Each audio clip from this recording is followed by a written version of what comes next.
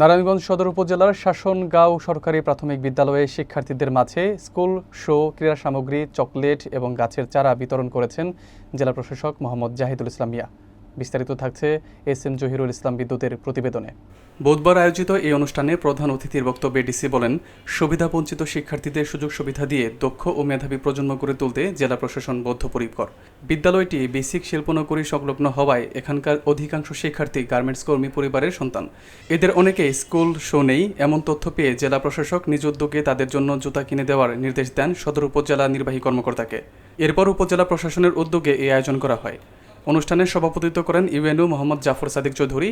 শেষে জেলা প্রশাসক বিদ্যালয় প্রাঙ্গণে একটি সফেদা গাছের চারা রোপণ করেন। অনুষ্ঠানে আরও উপস্থিত ছিলেন জেলা প্রাথমিক শিক্ষা অফিসার ফেরদৌসী বেগম, সহকারী কমিশনার সাদিয়া আক্তার ও দেবযানী কর, শিক্ষা কর্মকর্তা সহ শিক্ষক অভিভাবকরা। অনুষ্ঠান জুড়ে উৎসবমুখর পরিবেশ বিরাজ করে। একটা এরা চলছে, যুগ চলছে, যেখানে ওয়ার্ল্ড ইজ ভেরি ইন্টারকানেক্টেড। আমরা পৃথিবীর বিভিন্ন দেশের সাথে প্রতি মুহূর্তে বিভিন্নভাবে আমরা যোগ।